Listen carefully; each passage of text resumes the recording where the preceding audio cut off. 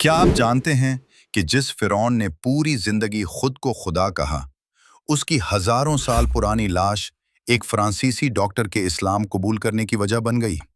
France के मशहूर doctor Morris bouquet एक माहिर सर्जन और गैस्ट्रोएंटेरोलॉजी स्पेशलिस्ट थे, यानी वो डाइजेस्टिव सिस्टम और उससे जुड़ी बीमारियों के एक्सपर्ट थे।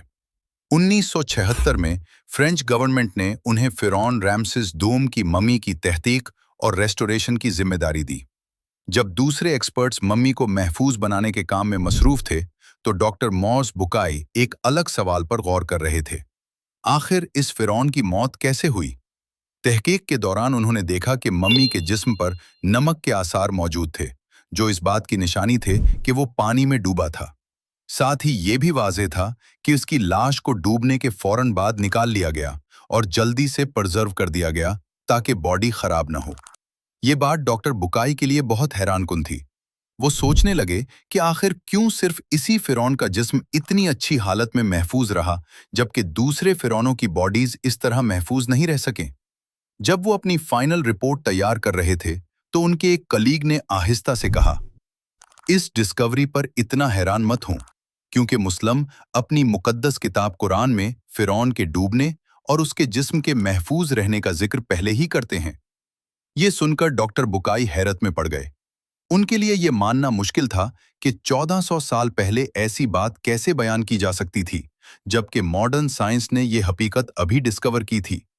फिर उन्हें कुरान की वो आयत दिखाई गई जिसमें अल्लाह ताला फरमाता है, आज हम तेरे जिस्म को महफूज रखेंगे ताकि तू आने वाली नस्लों के लिए निशानी बन जाए। सूरा यूनुस 10:92। डॉक्टर बुकाई बार बार यही सोचते रहे।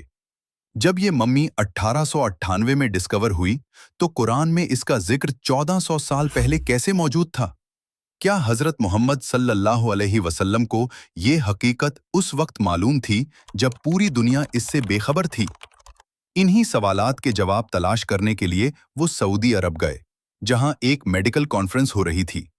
वहां उन्होंने मुस्लिम स्कॉलर्स और एक्सपर्ट्स से मुलाकात की, इस्लाम के बारे में कई सवालात पूछे और उन्हें ऐसे आंसर्स मिले जिन्होंने उनके दिल को मुतमईन कर दिया। आखिरकार उन्होंने के कलमा शहादत पढ़कर इस्लाम कबूल कर लिया। इस्लाम कबूल करने के बाद डॉक्टर मॉर्स बुकाई ने तकरीबन 10 साल तक कुरान और मॉडर्न साइंस पर रिसर्च की। बाद में उन्होंने अपनी मशहूर किताब the Bible, the Quran and science लिखी, जिसमें उन्होंने बाइबल, कुरान और मॉडर्न साइंटिफिक फैक्ट्स का कंपैरेटिव स्टडी पेश किया। ये किताब दुनिया भर में बहुत मशहूर हुई, कई लैंग्वेजेस में ट्रांसलेट हुई और लाखों लोगों तक इस्लाम का पैगाम पहुंचाने का जरिया बनी। ताहम बाज नॉन मुस्लिम और एथियस्ट स्कॉलर्स, जिन्होंने हक को पहचान लेने के बावजूद अपनी अंधी जिद पर कायम रहने का फैसला किया, उन्होंने डॉक्टर बकाई की किताब को तनकीद का निशाना बनाकर उसे बदनाम करने की कोशिश की। उनमें एक शख्स डॉक्टर विलियम कैम्बल भी था, जिसने डॉक्टर मोर्स बकाई के काम पर हमला करने की भरपूर कोशिश की, लेकिन अपनी तमाम तर लफ्जी बहसों और एतराज़ात के बावजूद वो कोई मजबूत फैक्ट्स पेश न कर सका जो डॉक्टर मोर्स बकाई के ताकतवर दलाइल को रद्द कर पाते। लेकिन इन बेफायदा कोशिशों में सबसे ज्यादा दिलचस्प बात यह थी कि बाज मगरबी साइंटिस्ट, जो इब्तिदा में डॉक्टर बकाई की किताब पर हमला करने के इरादे से उसे पढ़ने और स्टडी करने बैठे थे, मुताले के दौरान अपना एटीट्यूड बदलने पर मजबूर हो गए। उनमें से कुछ ने तो आखिरकार खुले आम इस्लाम कबूल भी कर लिया। अल्लाह ताला कुरान में फरमाता है कि जो शख्स सच्चाई को कबूल करना चाहता है, उसके लिए अल्लाह की एक ही निशानी काफी होती है, लेकिन जो शख्स अंधेरों में रहने का फैसला कर ले, उसके लिए लाखों निशानियां भी काफी नहीं होती। अल कुरान 6:109। वीडियो कैसी लगी? अपनी राय कमेंट सेक्शन में जरूर बताएं। अस्सलाम वालेकुम।